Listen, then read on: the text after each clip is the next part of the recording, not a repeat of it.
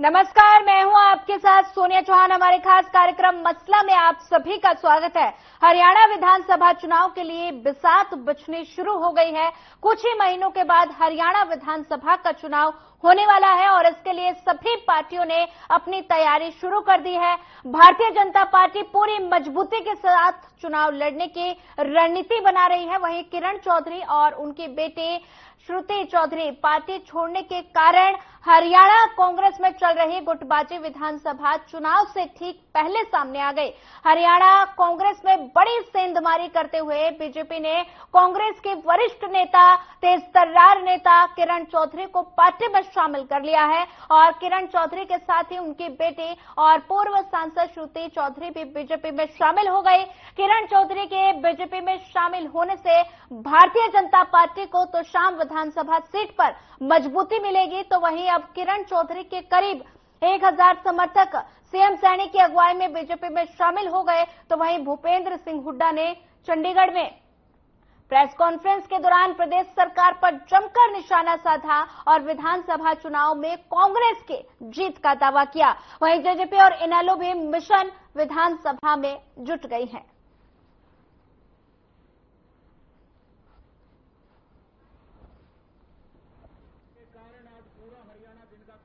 किरण चौधरी ने दिल्ली में ज्वाइन किया, श्रुति चौधरी जी ने ज्वाइन किया, तो कांग्रेस के बड़े नेताओं को कुछ छटपटाहट हुई। एक व्यक्ति ने तो वो हदें भी पार की हैं, हम भी सुनते थे। मैं आज ये कहना चाहता हूं कि हमारे परिवार में हमारी महिला के सिर के ऊपर ही पगड़ी होती है, ये हमारी संस्कृति है। अरे वो परिवार को आगे बढ़ाने का काम करती है, ये हमारी संस्कृति में है। और वो पता नहीं कैसा विचार है उनका, वो क्या सोचते रहते हैं। वो उनको ही परमात्मा शुद्ध बुद्धि दे। आज तक उन्होंने महिलाओं का सम्मान नहीं किया, उनकी पार्टी ने नहीं किया। वो जिस प्रकार की बातें बोलते हैं, और ये सम्मान भी नरेंद्र मोदी जी ने दिया कि महिलाओं को 33% का आरक्षण लोकसभा के अंदर बिल पास कर दिया। बेहद खुशी के साथ हम सब हरियाणा से कोने कोने से आए हैं, हर एक जिले से आए हैं,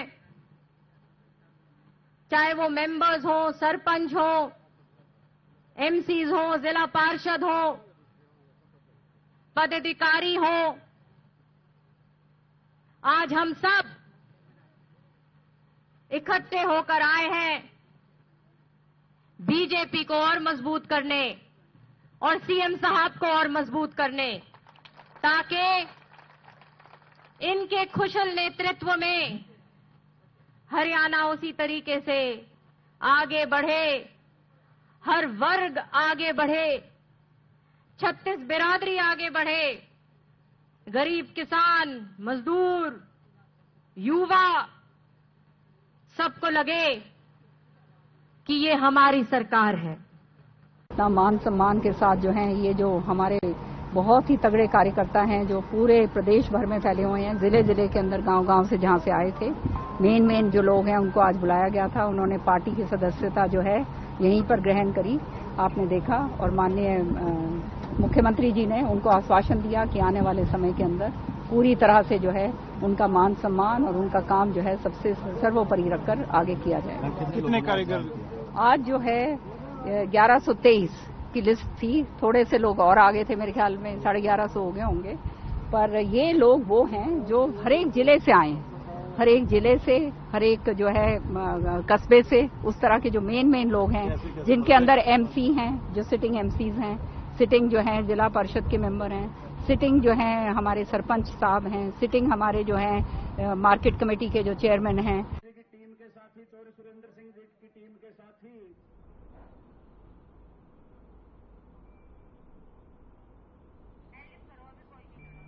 हरियाणा विधानसभा चुनाव के लिए बिसात बिछने शुरू हो गई है और कुछ ही महीनों बाद हरियाणा विधानसभा का चुनाव होने वाला है और इसके लिए सभी पार्टियों ने अपनी अपनी तैयारी शुरू कर दी है। भारतीय जनता पार्टी पूरी मजबूती के साथ चुनाव लड़ने की रणनीति बना रही है।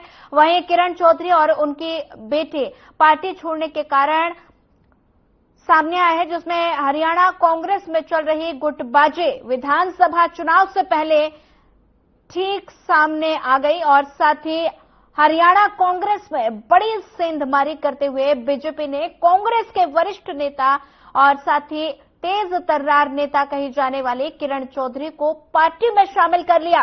किरण चौधरी के साथ ही उनकी बेटी और पूर्व सांसद श्रुति चौधरी बीजेपी में शामिल हुई हैं और साथ ही किरण चौधरी के बीजेपी में शामिल होने से भारतीय जनता पार्टी को तोशाम विधानसभा सीट पर मजबूती मिलेगी। तो वहीं अब किरण के करीब 1000 समर्थक सीएम सैनी की अगुवाई में बीजेपी में शामिल हो गए हैं और वहीं भूपेंद्र सिंह हुड्डा ने चंडीगढ़ में प्रेस कॉन्फ्रेंस के दौरान प्रदेश सरकार पर जमकर निशाना साधा और विधानसभा चुनाव में कांग्रेस के जीत का दावा किया और जेजेपी और इनेलो भी इस विधानसभा मिशन में जुट गई हैं। हरियाणा विधानसभा चुनाव के लिए बिसात बिछनी शुरू हो गई है।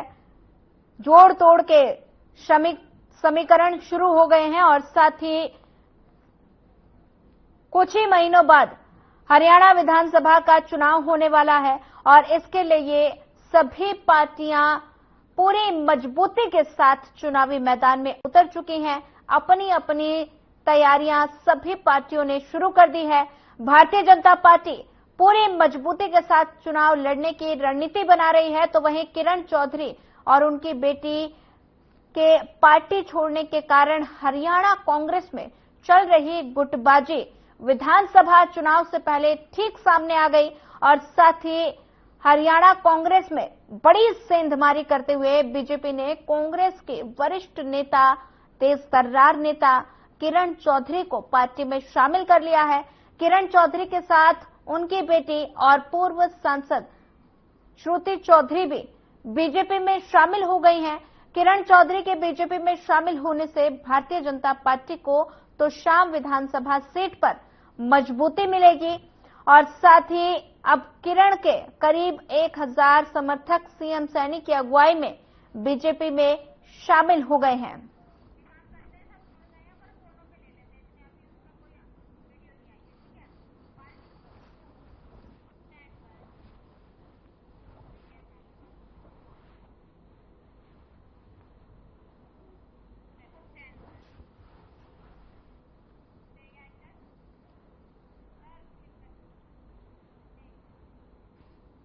वहीं इसी पर हमारे साथ मेहमानों का रुख कर लेते हैं। मेहमानों का परिचय करा देती हूं। हमारे साथ बीजेपी प्रवक्ता राजबीर रोहिला जी हमारे साथ जुड़ गए हैं। कांग्रेस प्रवक्ता कमल हांडा जी हमारे साथ जुड़ गई हैं और इनेलो प्रवक्ता विजेंद्र रेणु जी हमारे साथ जुड़ गए हैं। सर, आप सभी का इस चर्चा में जुड़ने के लिए आप सभी का पहले तो स्वागत है। सबसे पहले मैं रुख करना चाहूंगी रोहिला जी का। रोहिला जी, किरण चौधरी के बाद अब उनके समर्थकों का भारतीय जनता पार्टी में शामिल होना, एक तरह से भारतीय जनता पार्टी का कुनबा तो बढ़ रहा है, लेकिन भारतीय जनता पार्टी के लिए चुनाव से पहले कितनी बड़ी जीत? जी नमस्ते प्रवक्ताओं को मेरी राम राम। तो आपके दर्शकों को मेरी राम राम। भारतीय जनता पार्टी के कार्यकर्ता आधारित पार्टी और कार्यकर्ताओं की ही पार्टी है ये। और अभी विधानसभा चुनाव आने वाले हैं तो उठापटक होती है हमेशा, कुछ इधर जाते कुछ उधर जाते। लेकिन भारतीय जनता पार्टी के साथ क्या है कि यहाँ आने वालों की संख्या बहुत ज्यादा है। अभी किरण चौधरी जी आई हैं, श्रुति चौधरी जी आई हैं और भी बड़े बड़े नेता शामिल हो रहे हैं जी। ठीक है ना जी। तो किरण चौधरी जी और जो श्रुति चौधरी जी जहां से आते हैं वो चौधरी बंसीलाल की लेगेसी है। और चौधरी बंसीलाल का मतलब हर गांव में कोई न कोई वर्कर मिलेगा आज भी आपको, जो उनकी नीतियों को पसंद करता था, जो उनके व्यवहार से जो उनके साथ जुड़े हुए थे। तो जिस चीज को किरण चौधरी जी और श्रुति चौधरी जी ने संजो कर रखा है जी। और वो अपने कार्यकर्ताओं की ताकत के बल पे आज उन्होंने 4 बार विधायक बनी है वो। केंद्र मंत्री रही है, वो CLP लीडर रही है जी। तो कहीं ना कहीं ये भारतीय जनता पार्टी के लिए बेनिफिट है। और ये बेनिफिट क्या है कि ये भारतीय जनता पार्टी मजबूत होगी इससे। तो जिस इलाके में तोशाम में या बाजड़ा में जहां हम मतलब मान लीजिए लूज कर गए थे, ठीक है ना जी, तो पूरे हरियाणा में इनका एक अच्छा प्रभाव है। और भारतीय जनता पार्टी को निश्चित तौर पर आने वाले समय में हम पूर्ण बहुमत की सरकार बनाएंगे। जी, ठीक है रोहिला जी। कांग्रेस प्रवक्ता का रुख कर लेते हैं हांडा जी का। हांडा जी हमारे साथ जुड़ गई हैं। हांडा जी, किरण चौधरी का जाना, क्योंकि एक तेजतर्रार नेता, वरिष्ठ नेता है वो, और साथ ही अब उनके समर्थकों का जाना, कितना बड़ा पार्टी के लिए नुकसान? सोनिया जी, आपको नमस्कार। प्रवक्ता भाइयों का नमस्कार। आपका चैनल देखने वालों को भी मेरा सादर नमस्कार। 7 संदूकों में भरकर दफन कर दो नफरतें, 7 संदूकों में भरकर दफन कर दो नफरतें। अब देश को जुमलों की नहीं, मोहब्बत की बहुत जरूरत है। वो लूट रहे हैं देश के सपनों को, भाजपाई वो लूट रहे हैं देश के सपनों को। मैं चैन से कैसे सो जाऊं, वो बेच रहे हैं भारत को, खामोश मैं कैसे रह जाऊं। तो बात ऐसी है मैडम कि मैं तेज तर्रार नेता है और खाली 1000 वर्कर, वो बता रहे थे आप लोग तो कि भाई बहुत बड़ी तेज तर्रार और बड़ी नेता है, खाली 1000 वर्कर। और एक बात और बताना चाहूंगी कि किसान कितने भड़के हुए हैं। जिस एरिया से ये गई है छोड़कर भाजपा में, वहां के लोग जो कांग्रेसी हैं वो बहुत भड़के हुए, ये शायद भाजपा को नहीं पता। दूसरी बात, कोई सेंधमारी नहीं है, क्योंकि लोग देख रहे हैं कि हो क्या रहा है हरियाणा में, क्या भाजपा ने हाल कर दिया, क्या लूट मार मचाई इन्होंने, अभी नई घोषणाएं भी कर रहे हैं। और किरण के जाने से कोई फर्क नहीं पड़ेगा। जो धोखेबाज है वो आज हमारे साथ में, कल इनकी पीठ में भी छुरा घोंपेगा। वैसे भी इनके पास तो है ही पीठ में छुरा घोंपने वाले सारे। इनके भी एक केंद्रीय मंत्री ने इस्तीफा दिया है छोड़कर, और अंदर और भी स्टेट में इलेक्शन होने वाले हैं ना, इनके अंदर भाजपा वर्सेस भाजपा बहुत जबरदस्त जिसे कहते हैं बवाल मचा हुआ है, वो इनको नहीं पता। और मैं कहूंगी लालच के चलते हुए, और एक जिसे कहते हैं कि लालच की या सत्ता की लोलुपता की, मेरी बेटी को MP का टिकट नहीं मिला। भाई वो आला कमान ने तय करना था, आप उनसे जाके बोलिए ना, हिम्मत थी तो।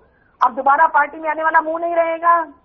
कभी वहां से जब लताड़ दी जाएंगी भाजपा से तो दोबारा आने का मुंह नहीं रहेगा किरण चौधरी का। और कहाँ की तेज तर्रार है, ये इंसानियत है। मतलब मैं तो कहूंगी। अच्छा, और दूसरी एक बात, ये परिवारवाद की बहुत बात करते हैं भाजपाई। अब इनको परिवारवाद नजर नहीं आता कि बंसीलाल की बेटी, फिर उसकी बेटी, अब परिवारवाद नजर नहीं आएगा। वैसे अगर इनको परिवारवाद से इतनी प्रॉब्लम्स है ना, तो भाजपा के लिए एक सजेशन देना चाहूंगी कि परिवार वालों से वोट ना मांगा करेंगे, परिवार वालों से वोट ना मांगा करें, उनको छोड़ दिया करें। आप उनसे मांगो जो बैचलर्स हैं, उनसे ही वोट मांगो जिनके परिवार है ही नहीं या हो ही नहीं सकते जिनके।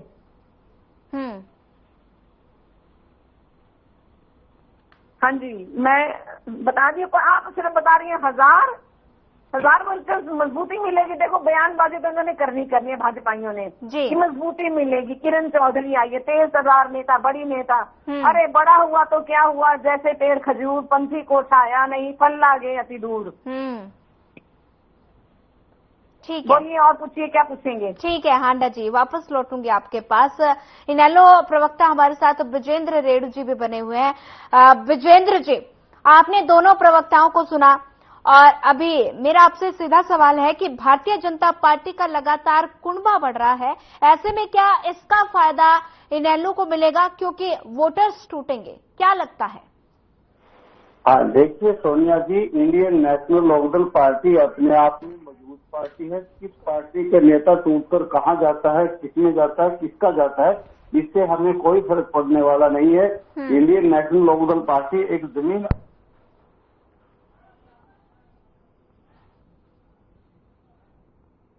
पास स्काइप की कॉल ही नहीं आई तो वीडियो कहाँ से आएगा?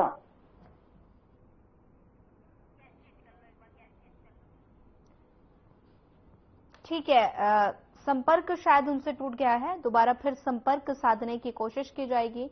अभी वापस से मैं भारतीय जनता पार्टी के प्रवक्ता से सवाल लेना चाहूंगी कि किरण चौधरी एक तेज तर्रार नेता कही जाने वाली हैं, और अब किरण चौधरी के साथ उनके समर्थक में भारतीय जनता पार्टी में शामिल हो गए, तो भारतीय जनता पार्टी अब विधानसभा चुनाव में किस रणनीति के तहत काम करेगी? भारतीय जनता पार्टी की एक अपनी स्ट्रेटजी है, बूथ लेवल से लेके अपने जो विधानसभा सत्र का जो हमारा एक भाई मजबूती करनी होती है, वो उन चीजों पर ज्यादा फोकस करते हैं। भाई हमारे बूथ पे कार्यकर्ता मजबूत रहे। लगातार मीटिंगों का दौर चलता। हमारी अभी प्रांतीय परिषद हुई थी पंचकुला में, जिसमें हमारे माननीय गृह मंत्री श्री अमित शाह जी हमें टिप्स दे के गए थे। उन्होंने सीधा बोला है कि आने वाला जो चुनाव है वो श्री नायब सैनी जी के नेतृत्व में लड़ा जाएगा। ठीक है ना। तो हम तो कार्यकर्ता आधारित पार्टी है जी, हमारी कोई परिवार की पार्टी नहीं है, ना किसी परिवार ने किसी पार्टी में कब्जा कर रखा। ठीक है ना। तो अंडा जी को बड़ी तकलीफ होगी इस बात से, क्योंकि इनकी पार्टी में जिसका कब्जा है वो सारी चीजें जो सामने आ रही है, जिनकी वजह से इनकी पार्टी खाली हो रही है। अब वो उस बात को झेल मिटा ले, बड़े कुछ भी बोल दे, लेकिन कभी भी जब कोई भी संगठन होता है वो एक संयम से चलता है, वो एक आपस के मतलब बोलचाल से चलता है, संवाद से चलता है। एक तरफा संवाद से कभी कोई संगठन नहीं चलता। तो जो इनकी पार्टी में हो रहा है वो तो सबको पता ही है। भाई इनका कैप्टन अजय सिंह यादव क्या बोल रहे हैं, चौधरी बीरेंद्र सिंह क्या बोल रहे हैं। ठीक है ना। शैलजा जी का अपने एक अलग रुख है। ठीक है ना। तो अभी जेपी जी ने क्या बोला है, भाई मतलब मेरे को भित्रघात कर दिया इन लोगों ने, तो जनता सबक सिखाएगी। तो इन लोगों का कोई एकता तो है नहीं। और एकता के तो ये तो जो हमारा जो 5 सीट हमने लूज की है वो प्रोपेगेंडा था इनका, जिसकी वजह से मतलब मान लीजिए हमारे को नुकसान हुआ। लेकिन वो अंतर कोई ज्यादा नहीं है, उस अंतर को हम 2 महीने में कवर कर लेंगे। हरियाणा के जो मुख्यमंत्री श्री नायब सैनी जी, उनके बारे में पूर्व मुख्यमंत्री श्री मनोहर लाल जी ने एक बात कही थी, भाई चुनाव के बाद आपको एक नया सैनी देखने को मिलेगा। आज कितने विकास के कार्यों की घोषणा हो रही है, कितने कार्य धरातल पे चल रही है, बरतें खुल रही है। ठीक है ना। ग्रांटें दी जा रही है। सरपंचों का जो मान सम्मान किया गया है वो पूरे हरियाणा ने देखा है। ढोल बजाकर सरपंचों ने स्वागत किया इस जो मुहिम का, जो मुख्यमंत्री जी ने जो कल परसों कुरुक्षेत्र में जो उन्होंने घोषणाएं की है। लेकिन रोहिला जी आप इतनी घोषणाएं कर रहे हैं, विधानसभा चुनाव से पहले मुख्यमंत्री ने यो घोषणाओं का एक तरह से पिटारा खोल दिया है, और साथ ही फिर भी नाराजगी कहीं ना कहीं देखने को मिल रही है। ऐसा क्यों कि फिर भी नाराजगी? पता क्या है, देखो सुनिए, लोकतंत्र में नाराजगी हमेशा होती रहती है और होनी भी चाहिए, तभी सत्ता पक्ष मतलब अपना सही से मतलब दायित्व निभा पाएगा। तो मैं नाराजगी को बुरा नहीं मानता। लोकतंत्र में आलोचना एक स्वागत योग्य कदम है। कोई आपके खिलाफ कोई बोल रहा है या आपको आईना दिखा रहा है, मैं समझ से इसको मतलब लोकतंत्र मानता हूँ बिल्कुल। ठीक है ना। लेकिन जो नाराजगी है वो कुछ अलग तरह की नाराजगी थी। वो 2014 में वही लोग थे, 2019 में भी और अभी भी जो विधानसभा में भी लोकसभा में भी। तो वो हमें की को बड़ी चिंता नहीं करते, हमें जनता की चिंता है। जो 2.5 करोड़ जनता को जो जिम्मेवारी नायब सैनी जी को दी है, तो हम उनके लिए उत्तरदायी है। हम आम आदमी के लिए कितना बेहतर कर सकते हैं। हैप्पी कार्ड हमने बनाए हैं लोगों के लिए, जिसमें 1000 किलोमीटर की यात्रा फ्री कर सकते हैं। आयुष्मान की हमारी योजनाएं चल रही है। ठीक है ना। तो ये चीजें धरातल में दिखती है। अब सोचो जो प्लाटों की जो सर आप ये चीजें बोल रहे हैं कि धरातल पर दिखती है, लेकिन मतलब कमी कहाँ है? जनता इन आपकी जो घोषणाएं हैं इससे नाखुश क्यों है? आपने क्या कमी है, वजह क्या है? नाखुश नहीं है, वो तो जिनका दांव नहीं लग रहा वो नाखुश है ना। जिनका दांव नहीं लग रहा, जो लोग विपक्ष में बैठे 10 साल से, तो वो एक अपना एजेंडा है, वो चलाते रहेंगे। लेकिन जनता खुश है। जनता ने हमें 5 सीटें दी है। जनता ने नरेंद्र मोदी जी की सरकार बनाई है। आप 5 सीटों की बात कर रहे हैं सर, आप 5 सीटों लोकसभा चुनाव में 5 सीटें मिली है, लेकिन अगर पिछले चुनाव की बात की जाए तो उसका आधा। हाँ, हम मानते हैं इस बात को जी। तो कहीं ना कहीं तो कमी रही होगी ना सर, आप ये मानते हैं या नहीं? कहीं ना कहीं कमी तो रही होगी। कमी हमारी तरफ से कोई कमी नहीं, डिलीवरी करने में कोई कमी नहीं रही। लेकिन कई बार क्या होता है, हरियाणा में सोनिया जी एक बात बोलते हैं, बकार चका पत्थर में तोड़ दे।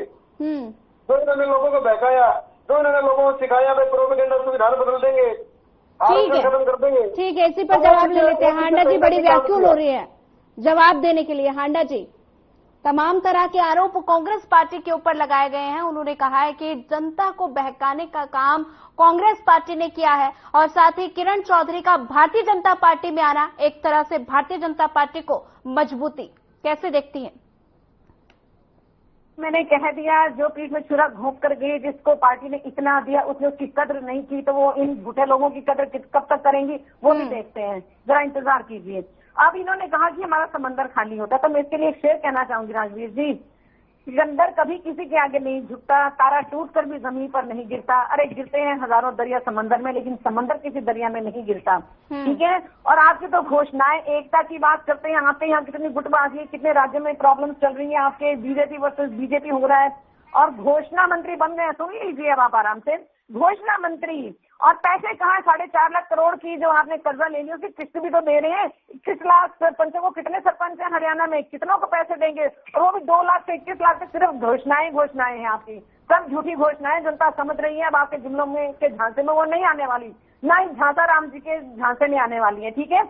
आप सारे पार्टी के प्रवक्ता और सारी आपकी पूरी पार्टी जो वर्तमान की है बीजेपी भाजपा, अटल वाली जी की बात नहीं करी, उनके कुछ एथिक्स थे, उनके कुछ थे, उनकी नैतिकता थी उनकी पार्टी में, लेकिन आपने आकर बिल्कुल खत्म कर दी। जैसे ये नए परिधान मंत्री और प्रचार मंत्री बने हैं, सारा झूठ फैला रखा है, गोदी मीडिया को आपने अपने काबू में कर रखा है। संविधान बदलने की बात आपको बता दूं, अरुण गोविल ने बोला, लल्लू सिंह ने बोला, मिर्धा जी ने, ज्योति मिर्धा ने बोला और अनंत हेगड़े ने बोला। आपके प्रधानमंत्री ने उसको वो तो नहीं किया, मना तो नहीं किया कि हाँ वो गलत कह रहे हैं, आपने बदलना था, इसीलिए 400 पार दिन भर चलता रहता था। रुक जाइए जरा। और आरक्षण भी खत्म करने, नौकरियां तो आपने खत्म ही कर दी हैं। आरक्षण की बात करते हैं, दलितों को, वंचितों को तो आपने सत्यानाश कर दिया उनका, कहीं किसी पर पेशाब करवाते हैं, कहीं उनको मारते हैं, कहीं किसी के कुएं में जहर डालते हैं। तो भाजपा की पार्टी कर रही है। अभी भी कोई पुलिस कांस्टेबल यूपी का जैसे भोले बाबा का किया, हाथरस में 100 से ऊपर लोग मारे हैं, वो वीडियो आपने नहीं देखी, हमने देखी है। लोग कह रहे हैं कि जिनकी सांस चल रही थी वहां पर डॉक्टर नहीं था। ये हाल है आपकी सरकार का। और आयुष्मान योजना का भी आपको बता दूं, इंडियन मेडिकल एसोसिएशन का आंकड़ा है, दैनिक भास्कर की खबर है, ये मंडे की, सोमवार की, दिन भी आप नोट कर लीजिए। दैनिक भास्कर की खबर है कि आईएमए ने मना कर दी, इंडियन मेडिकल एसोसिएशन ने, कि आयुष्मान वालों को अब हम कोई इलाज नहीं करेंगे। 200 करोड़ पेंडिंग है अभी भी, और बाकी सरकारी अस्पताल जिसको एक्सेप्ट नहीं करते। ये आपके झूठ ही झूठ चलाए, ये मत टीवी पर आकर जनता को आपने बहकाया, जितना आपने बहकाया जिंदगी में किसी पार्टी ने नहीं बहकाया। क्या नेहरू जी ने झूठ बोलकर बनाया? IIM, IIT, हीराकुंड जैसे डैम, भाखड़ा नंगर जैसे डैम क्या नहीं बनाया? रेलवे किसने बनाई? आप क्या करें तो बेचने का ही काम किया, सब कुछ बेचा। अपने 25 खरबपति मित्रों में से 17 जो मित्र हैं वो गुजराती हैं। और हिंसा की भी एक बात बता दूं, भाजपा हिंसात्मक पार्टी है जो वर्तमान की है, वो उन्होंने दिखा दिया जब राहुल जी ने भाषण दिया सदन में, 24 घंटे के अंदर ही दिखा दिया कि आपके बजरंग दल ने और विश्व हिंदू परिषद ने, जो अपने आपको हिंदुत्व का जो कॉपीराइट लेके घूमते हैं, उन्होंने तोड़फोड़ की और वो मारपीट भी की। लोग जब हमारे कांग्रेस के जो है जो कार्यकर्ता थे डटे रहे वहां पर। ये हाल है आपकी पार्टी का। इस लेवल तक आपके गिरेंगे और कितना गिरेंगे, बहुत गिर चुके। इतना कोई भी विश्व का प्रधानमंत्री निम्न स्तर पे भाषा पे नहीं आया, मंगल सूत्र से मुद्रा पर, जितने आपके प्रधानमंत्री आए। पहले कहते थे राहुल गांधी, कौन है राहुल गांधी? एक दिन कहते मैं तो हिंदू मुसलमान नहीं करता, तो फिर मैं सार्वजनिक स्थान पर मेरा कोई स्थान ही नहीं होना चाहिए। अगले दिन कहते मैंने कब कहा ये, अगले दिन फिर हिंदू मुसलमान करने लगे। ठीक है, पता ही नहीं चला। ये गजनी वाला हाल है क्या कि ये शॉर्ट टर्म मेमोरी हो गई है कि कल। ठीक है हांडा जी, आपके पास फिर आऊंगी हांडा जी। ठीक है, विजेंद्र जी के पास जाना चाहूंगी। विजेंद्र जी, आपने दोनों प्रवक्ताओं को सुन लिया। भारतीय जनता पार्टी का लगातार कुंभा बढ़ रहा है, तो ऐसे में क्या इनेलो को इसका फायदा मिलेगा क्योंकि वोटर्स टूटेंगे, क्या लगता है? देखिए सोनिया जी, सर्वप्रथम तो इंडियन नेशनल लोकदल पार्टी अपने आप में इतनी मजबूत है कि कौन कहाँ जाता है कहाँ आता है उससे हमारे को कोई फर्क नहीं पड़ने वाला है। नफा नुकसान होगा, इनका अपना नफा नुकसान है। इंडियन नेशनल लोकदल पार्टी को संगठन के मामले में पूरा हिंदुस्तान जानता है, सबसे मजबूत पार्टी है। इंडियन नेशनल लोकदल के पार्टी के नेता चौधरी ओम प्रकाश चौटाला जी, अभय सिंह चौटाला, वो उनका अपना एक नाम है जो पूरे हिंदुस्तान में जाना जाता है। संगठन करता है, मजबूत व्यक्ति है और अच्छे प्रशासक हैं। हिंदुस्तान का पहला मुख्यमंत्री चौधरी ओम प्रकाश चौटाला थे, जिनका कांग्रेस की सरकार ने भी बड़े मन से प्रशंसा करने का काम किया था कि यदि कोई भी प्रशासक है तो वो चौधरी ओम प्रकाश चौटाला है। प्रशासन से लाड प्यार प्रेम से काम लेने वाला यदि कोई नेता है तो वो चौधरी ओम प्रकाश चौटाला है। और बड़े प्लान की जो नीतियां लेकर के कोई आने वाला है तो वो इंडियन नेशनल लोकदल पार्टी है। इसलिए हम वो पार्टी हैं जो पूरे हिंदुस्तान में सबसे बड़ा रिकॉर्ड भी बनाने में हम कामयाब हो चुके हैं। हमने एक समय था 85 सीटें भी जीतने का काम किया था, Indian national Lokdal party Sonia ji वो पार्टी है जिसके संस्थापक देश के उप प्रधानमंत्री तक रह चुके हैं। प्रधानमंत्री बने, त्याग की मूर्ति कहलवाई, प्रधानमंत्री का पद त्याग करके उप प्रधानमंत्री रहे और उन्हीं के पद चिन्हों पर चलते हुए आज हमारे नेता अभय सिंह चौटाला जी ने भी उसी प्रकार से त्याग करके जनता के बीच में एक मिसाल कायम करने का काम किया है कि जनता के दुख दर्द के लिए यदि कोई त्याग कर सकता है वो चौटाला परिवार के नेता लोग हैं, वही कर सकते हैं। इसलिए हमें अपने संगठन पर, हमें नेताओं पर भरोसा है कि हमने जिस प्रकार से हर सुख दुख में केवल एकमात्र विधायक होते हुए भी जिस प्रकार से हम किसानों के साथ, अन्य कर्मचारियों के साथ, अन्य संगठनों के साथ उनकी आवाज को बुलंद करने का काम किया, उनके साथ खड़े रहने का काम किया, तो आज हमें भरोसा है कि उसी भरोसे के ऊपर, उसी विश्वास के ऊपर लोग हमारे को मतदान करेंगे और 2024 की हम सरकार बनाएंगे। कांग्रेस पार्टी को हरियाणा प्रदेश ने विपक्ष की पार्टी बनाने का काम किया 2019 में और 30 एमएलए लेकर के एसी के कमरों में बैठ गए, बॉर्डर के ऊपर किसान तो न तड़पते रहे, गर्मी सर्दी में वहां जाकर के उन्होंने किसानों की मदद करने का काम नहीं किया। कांग्रेस पार्टी ने कोई आवाज उठाने का काम नहीं किया। एसी कमरों से निकलते राज्यपाल को ज्ञापन देकर के 5-7 आदमी और एसी कमरों में ही घुस जाते। धरातल पर यदि आकर के ये लड़ाई लड़ते, किसानों की लड़ाई लड़ते, कर्मचारियों की, तो शायद ये सरकार बीच में ही चली जाती और सरकार को झुकना पड़ता। किसानों को 13 महीने वहां बॉर्डर पर नहीं बैठना पड़ता, 750 किसानों को जान नहीं गंवानी पड़ती। सरकार ने जुल्म किया किसानों के साथ, क्राइम किया, लेकिन उसको बचाने के लिए 30 विधायक लेने वाली पार्टी हरियाणा प्रदेश की वोटों को खा करके इसी कमरों में बैठ गई और वक्त आने पर उनकी मदद करने का काम नहीं किया। ये दोनों ही पार्टियां हरियाणा प्रदेश के लोगों की हितैषी पार्टियां नहीं है। कांग्रेस से छुटकारा पाने के लिए भारतीय जनता पार्टी को सिंहासन देने का काम किया हरियाणा प्रदेश की जनता ने, लेकिन ये तो उससे भी ऊपर की निकली, एक नीम और ऊपर करेला चढ़ा हुआ वाली बात बनी और हरियाणा प्रदेश के लोग आज जो ना पछता रहे हैं इनको सत्ता दे करके। जिस प्रकार से भारतीय जनता पार्टी की सरकार ने हरियाणा प्रदेश को बेरोजगारी में नंबर 1 बनाने का काम किया, सुरक्षा में नंबर 1 बनाने का काम किया, लाठीचार्ज करने में नंबर 1 बनाने का काम किया और क्राइम में नंबर 1 बनाने का काम किया, वो प्रदेश की जनता इन बातों को भूल नहीं सकती, कभी नहीं भूल सकती।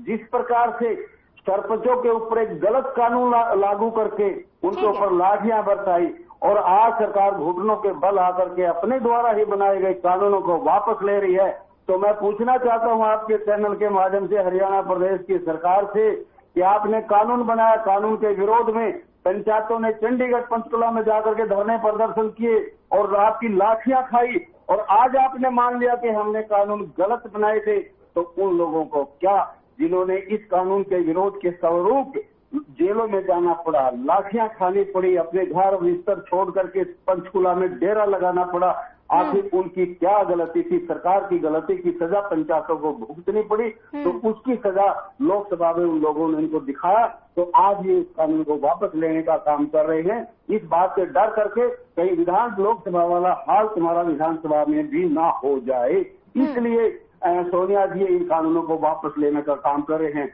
आप देख लीजिए स्कूलों का क्या हाल हुआ है, 5-5 हजार स्कूलों को मर्ज करने का काम किया।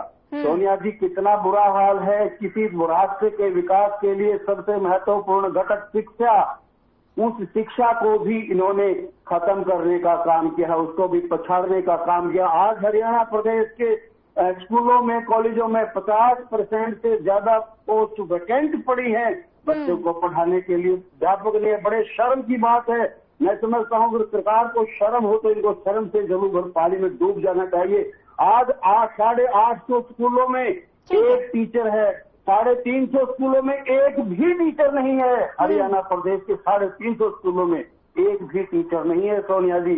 850 में मात्र एक टीचर है, पोस्टें नहीं है, अध्यापक नहीं है, बच्चे स्कूल में जाते खत्म हो जाते। किस प्रकार से हरियाणा प्रदेश के उज्जवल भविष्य को, उन नौजवानों को, उन नौनिहालों को बर्बाद करने का काम किया जा रहा है। जो सरकार का प्रथम कार्य होता है, पहला वर्क होता है शिक्षा प्रदान करना बच्चों को, और इसके इसी प्रकार से स्वास्थ्य का हाल देख लीजिए। हरियाणा प्रदेश में एक कोई ऐसा मेडिकल कॉलेज, ये मेरे भाई बताने का काम करें, एक कोई ऐसा हॉस्पिटल बताने का काम करें जहाँ पर सभी टेस्टिंग की सुविधाएं उपलब्ध हैं, जहाँ पर स्टाफ कंप्लीट है, चाहे वो पैरामेडिकल स्टाफ है, चाहे वो नर्सिंग स्टाफ है और चाहे वो डॉक्टर का स्टाफ है। ठीक है विजेंद्र जी, इसी पर जवाब ले लेते हैं। ठीक है विजेंद्र जी, आपको रोकना चाहूंगी। रोहिला जी, तमाम तरह के आरोप प्रदेश सरकार के ऊपर लगाए जा रहे हैं। इनेलो पार्टी के प्रवक्ता ने तमाम तरह के आरोप लगाए।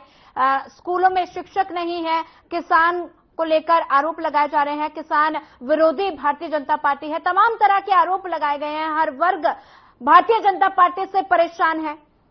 कैसे आरोपों का खंडन करेंगे? विजेंद्र जी मेरे सीनियर हैं, मेरे इनसे और चौधरी देवीलाल जी के बारे में तो मैं 1987 के न्याय युद्ध में मैं भी था, 10-11 साल का था उस टाइम में, तो वो हमने कांग्रेस में साफ कर दिया था उस टाइम, ठीक है ना। तो रही बात इनेलो की, वो ही कोई बेवफा नहीं होता सर। 20 साल से आप लोग सत्ता से बाहर हो, ये छोटी बात नहीं है।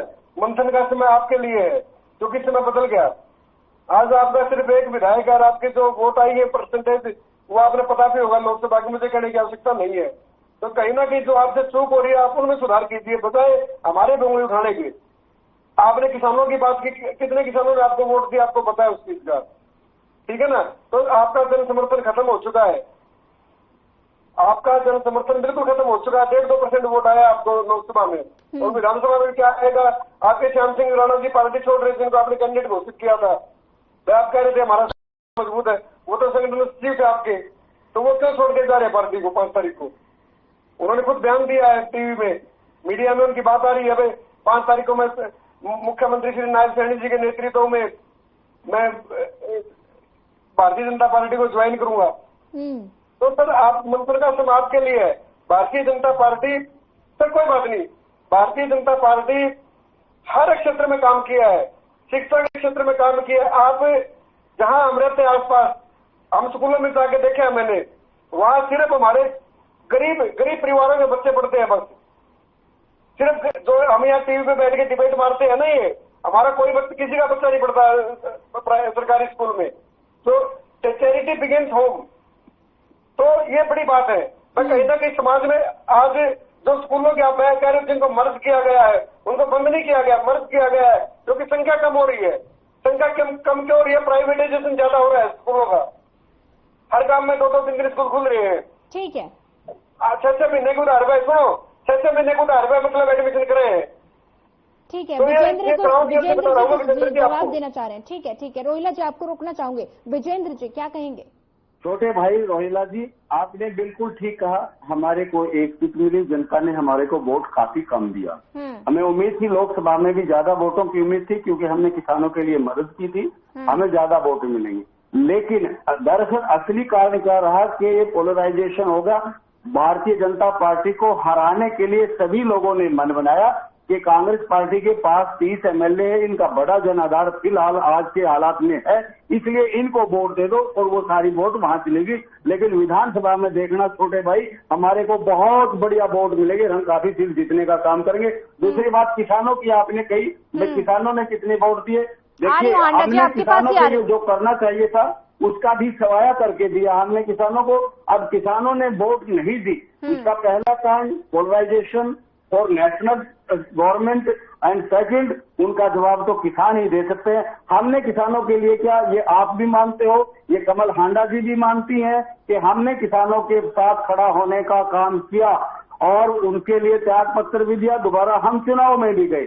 तो पहला कारण तो मैं ये मानता हूं कि polarization of vote to defeat the BJP party, and second जो है वो किसान ही जवाब दे सकते हैं कि उन्होंने हमारे को क्यों नहीं वोट दिया, वो किसान ही बताएंगे आप। ठीक है विजेंद्र जी, लौटूंगे आपके पास। हांडा जी का रुख कर लेती हूँ। हांडा जी बड़े व्याकुल हैं जवाब देने के लिए। हांडा जी, तमाम तरह के आरोप दोनों पार्टियों ने लगाए, इनेलो प्रवक्ता और साथ ही भारतीय जनता पार्टी ने भी। इनेलो प्रवक्ता ने कहा कि अगर भारतीय जनता पार्टी किसान विरोधी पार्टी है तो कांग्रेस ने किसानों के लिए क्या किया? सोनिया जी, जो ये इतना दम भरते हैं, हर बार चैनल पर आकर INLD वाले झूठ बोलते हैं कि इन्होंने किसानों की मदद की, रिजाइन किया, तो विधानसभा में कौन नजर आ रहे थे? कौन से चौटाला साहब नजर आ रहे थे? कहीं आसमान से तो उतरे हुए नहीं थे, कहीं वो भी तो बायोलॉजिकल नहीं थे जो आपकी विधानसभा में उतरे हुए थे। दूसरी बात, चौधरी देवीलाल जी नो डाउट सम्मानित व्यक्ति हैं, उनका हम सम्मान करते हैं। उन्हीं के सम्मान में हुड्डा साहब ने और यहाँ पर स्टेडियम भी बनवाया उनके नाम से, चौधरी देवीलाल जी के नाम से यूनिवर्सिटी भी बनाई उन्होंने। सम्मान करते हैं उनका, वो सम्मान के लायक हैं। मैं फिर बोल रही हूँ, चौधरी देवीलाल जी। बाकी आप कहे ओम प्रकाश जी ने भी उन्हीं के चरण कदमों पर, अरे भाई चौधरी देवीलाल जी ने तो कोई घोटाला नहीं किया था, 10 साल जेल में तो वो नहीं रहकर आए थे, ठीक है, आपके परिवार में ही फूट हो गई। और दूसरी बात, आपने कहा कि बीजेपी को हराना था तो कांग्रेस को वोट दिया।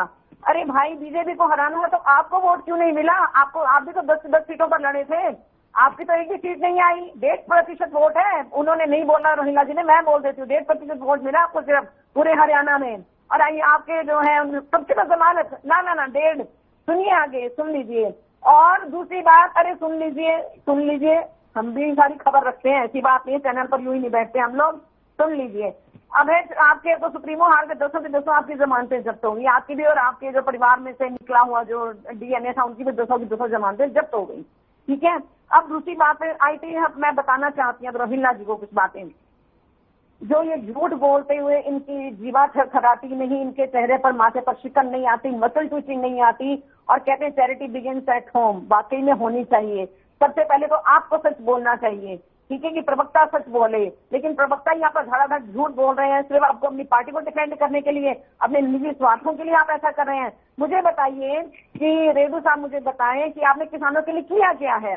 पहलवान बेटियों के साथ तो हमारे हरियाणा के सारे नेता और नेत्रियां भी गई थी दिल्ली से उनको सपोर्ट करने के लिए कि हम आपके साथ हैं। आपने किसानों के लिए क्या कहा? और आपको याद दिलाना चाहूंगी रेडू साहब कि किसानों ने कह दिया था हमें कोई राजनीति नहीं करनी है, ये हमारी लड़ाई है, हम लड़ेंगे, क्योंकि 3 काले कानून आए, कानून आपने वापस नहीं कराए। वो हमारा किसान अन्नदाता भाई था, रुक जाइए, किसान हमारा अन्नदाता भाई था जो पूरे देश का पेट भरता है, उसमें वो इतनी ताकत रखता है कि वो सत्ता ऐसे अहंकारी और तानाशाह को झुका सकने की हिम्मत हमारा अन्नदाता ही रखता है और कोई नहीं कर सकता। आपका एक एमएलए ने क्या किया? कितने वहां पर 750 की तो वहीं पे हत्या होगी, 4 इन्होंने अभी मार दिए। छर्रे मार रहे हैं जो अडानी के ड्रोन से, वो भी छर्रे वो मार रहे हैं ड्रोन से जो अडानी मैन्युफैक्चर करता है। और मैं कुछ बातें कहना चाहूंगी, मुद्दों की बात जरा मैं बता दूं रोहिला साहब को, सॉरी, कि तो बहुत सारे स्कूलों में दीवार नहीं है, बहुत सारे स्कूलों में शौचालय भी नहीं है, ये बात आप शायद कहना भूल गए रेडू साहब। जीएसटी ने 50% उद्योग धंधे बंद कर दिए। गुड़गांव में हमने जो अभी देखिए, आप करनाल में बरसात में बारिश में सड़क बन रही थी, इनकी वो देखिए कि दिखाने के लिए हम काम कर रहे हैं। पता है कि एक ही वॉश में धुल जाएगा। और टर्मिनल भी हमने वहां देखा दिल्ली का, जो एक ही अभी रिपेयर कराया था और एक ही बारिश में वो भी ध्वस्त हो गया, एक व्यक्ति की मौत हो गई, 5 घायल, 3 गाड़ियां डैमेज। और बाकी भी जहां पुल गिर रहे हैं, बिहार में पुल गिर रहे हैं, कहाँ सड़कें टूट रही हैं, कहाँ दरारें आ रही हैं। अटल सेतु में भी आपने मतलब हर जगह इन्होंने घपलेबाजी करी, बेईमानी करी हुई है इन्होंने हर जगह। मतलब इन्होंने कोई एक घोषणा मंत्री है, इनके भाषण मंत्री हैं, अब इनका आया था 50,000 पद खाली भरेंगे। 50,000 कहाँ से ले आएंगे भाई? आपने अभी तो 10 सालों में अगर आपने 1 लाख आपने जॉब दी है, वो भी कच्ची नौकरी डिप्लॉयमेंट। लेकिन हांडा जी अब तो मुख्यमंत्री जी घोषणाएं कर रहे हैं। मैं बता रही हूँ ना, वो घोषणा मंत्री है। अब घोषणा हमको याद आई क्योंकि हम 5 सीटें कांग्रेस ले गई, 5 सीटें कांग्रेस ले गई, तब उनको घोषणाएं याद आ रही हैं। हम ये करेंगे, हम सरपंचों को 21 लाख देंगे, धरातल पर कब वो होगा? अभी 2-3 महीने रहेंगे, 2-3 महीने में क्या झंडे गाड़ लेंगे, कौन सी तीरंदाजी, कौन सा तीर चला लेंगे, ये कुछ नहीं होने वाला। जो सरकार 10 सालों में कुछ नहीं कर सकी, वो अब क्या करेंगी? सिर्फ घोषणाएं कर रही है। अब लोग भी समझने लगे हैं ये जुमलेबाज हैं और संविधान को इन्होंने बदलना था, ये दिस इज फॉर श्योर। ये तो जनता ने साथ दिया और हमने घर घर तक ये बात पहुंचाई कि ये आरक्षण भी खत्म कर दें, और कर भी रहे हैं। आरक्षण खत्म करने की इनकी नीयत है, और लेकिन ये है कि अपने ये कोई काम, एक उपलब्धि बता देंगे रोहिला जी की, इन्होंने कोई एक काम किया हो, हरियाणा में कोई एक स्कूल खोला हो, कोई यूनिवर्सिटी खोली हो, देश में बता दें। एक बात रेडू साहब जी को मैं कहना भूल गई कि आपने कहा कि हिंदुस्तान से पूछ लो, हिंदुस्तान में कहाँ उसका वजूद है, अगर बताने का कष्ट कीजिएगा जब आपकी बारी आएगी, ठीक है। अब मैं कुछ और बातें कहना चाहती हूँ। मैंने बताया ना, अमित शाह जी ने कमान संभाली। आप कमान का मतलब समझती होंगी आप भी, यानी कि उनको नायब सैनिक पर भरोसा नहीं है। नेता आते हैं बड़े वाले, केंद्र से आते हैं, हमारे भी आएंगे, सभाएं करेंगे, रैलीज करेंगे, वो सभी करते हैं, लेकिन कमान संभालना एक शब्द, आप जरा उस पर ध्यान कीजिए। जैसे ये शब्दों को तोड़ते मरोड़ते हैं, हम तो तोड़ते मरोड़ते नहीं है, लेकिन हम शब्द को अब हम भी पकड़ लेते हैं कि कमान। इसी पर जवाब ले लेती हूँ, इसी पर हांडा जी 1 मिनट जवाब ले लेती हूँ ना मैं इसी पर। हमारे साथ रोहिला जी जुड़े हुए। रोहिला जी, तमाम तरह के आरोप। और साथ ही कांग्रेस प्रवक्ता ने कहा कि पार्टी के जो आला कमान है भारतीय जनता पार्टी के, वो प्रदेश के मुख्यमंत्री पर भरोसा ही नहीं जता पा रहे, इसलिए उन्होंने कमान संभाली। हांडा जी को मैं पहले तो, चलो मैं अपनी पार्टी की बात तो बाद में बता दूंगा, पहले इनको बताता हूँ मैं। हमने 9.5 साल में 12,000 करोड़ का मुआवजा दिया है किसानों को जो उनकी फसल खराब हुई है। आप लोगों ने 988 करोड़ दिया था, और जिसमें 2 रुपए का चेक भी शामिल है। ये चेक रहा 2 रुपए का, ये आपका नासूर है। ये चेक, ये आप जब तक राजनीति करेंगे दिखता रहेगा आप लोगों को।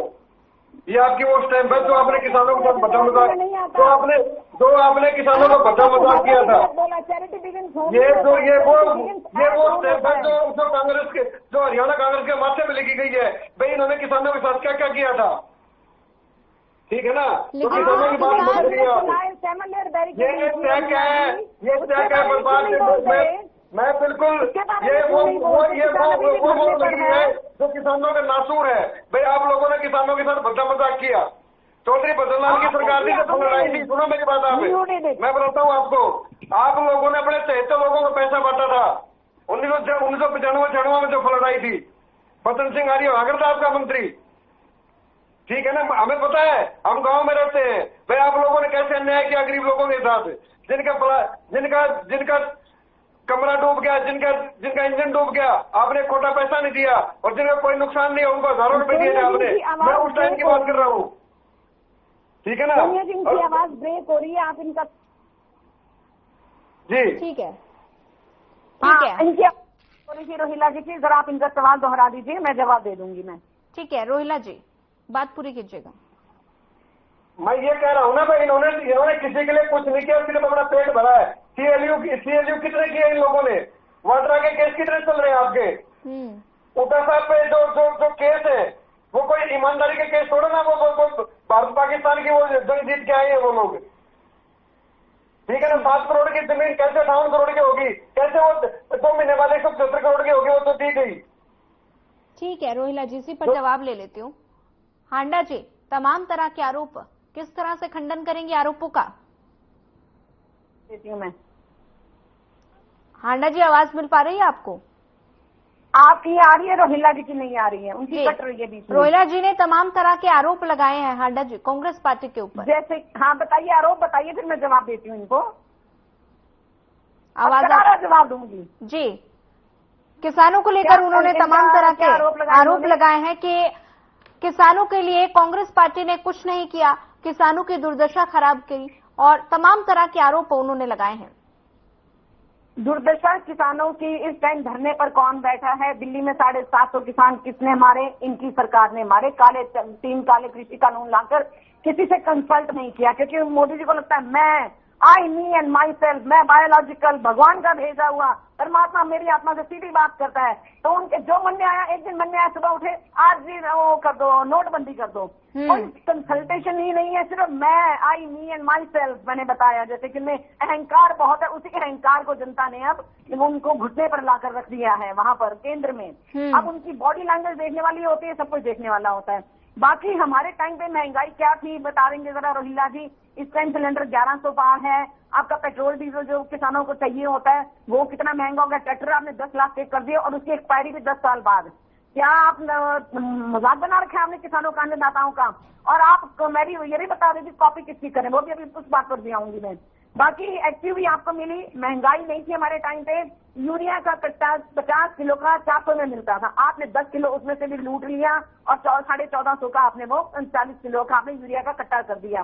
खाद महंगी, बीज महंगा, हर चीज, खेती के सारे उपकरण महंगे हो गए, क्योंकि मोदी जी को लगा कि अच्छा मुझे कानून वापस लेने पड़े, माफी मांगनी पड़ी, मैं तो इनको छोड़ूंगा नहीं। ये वाला हाल है। और मैं एग्जाम्पल देना चाह रही थी यूक्रेन का। ये नकल किसकी कर रहे हैं मोदी जी?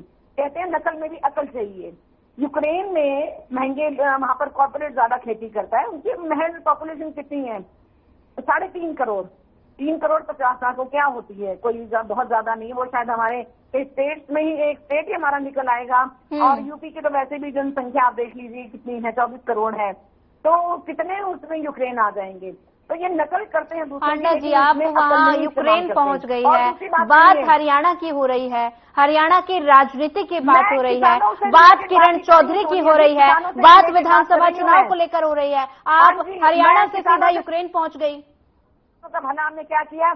हमारे टाइम पे महंगाई नहीं थी, किसान कोई धरने पर नहीं आया हमारे यहाँ पर, कभी उन्होंने प्रदर्शन नहीं किया, ना उनको दिल्ली जाने से रोका गया, ना 7 लेयर बैरिकेडिंग की गई, जो कि इंसान जिसको दुश्मनों के लिए करना चाहिए। आपने अन्नदाता को दुश्मन बता दिया आपने देश भर में, आपने अपनी छवि तो खुद ही आपने उसको मिट्टी पलीत कर लिया आपने तो ये करके। किसानों की नजर में अब आपकी क्या इज्जत है? वो तो है सारे इकट्ठे किसान कि नहीं इनको भाजपा को हराना है, जो भी हो। अभी भी आप देखिएगा विधानसभा में। ठीक है हांडा जी, मेरा एक सवाल है हांडा जी, घोषणाएं हो रही हैं, मेरा एक सवाल है आपसे। घोषणाएं होनी, मैंने कहा ना घोषणा मंत्री 50,000 पद भी निकल आए, अब इनको अपने पोर्टल में कमियां नजर आने लगी, प्रॉपर्टी आईडी में कमियां नजर आने लगी। मेरा एक सवाल है आपसे हांडा जी, आपको मेरी आवाज आ पा रही है? क्योंकि 5 सीटें गई, उसके बाद इनको लगता है कि अच्छा अब हम आंखें खोलें, इन्होंने आंखें खोली, अच्छा 5 सीटें गई हाथ से, हमने 9 में से 5 सीटें जीती हैं, इन्होंने 10 में से 5 जीती हैं। हमने 9 सीटें लड़ी ना रोहिला जी, उसमें से 5 जीती, आपने 10 में से 5 जीती है। आपको तो हाफ कर दिया। और बाकी इनका काम ही झूठ बोलना है कि ये कांग्रेस पर इल्जाम लगाए बिना इनको रोटी हजम नहीं होती, इनको खाना हजम नहीं होता। जितना कांग्रेस के पीछे पड़ लें, मैंने कहा ना मिट सकेगा निशान हमारा इस सरजमी से। जो ये सोचते हैं ना कांग्रेस मुक्त भारत, अब पता चल गया कांग्रेस मुक्त नहीं, आपकी भाजपा ही कांग्रेस युक्त हो गई है, कांग्रेसीकरण हो गया, जिसके लिए आरएसएस को भी बड़ी प्रॉब्लम है। ठीक है हांडा जी, मेरा एक सवाल है हांडा जी, आपको मेरी आवाज आ पा रही है?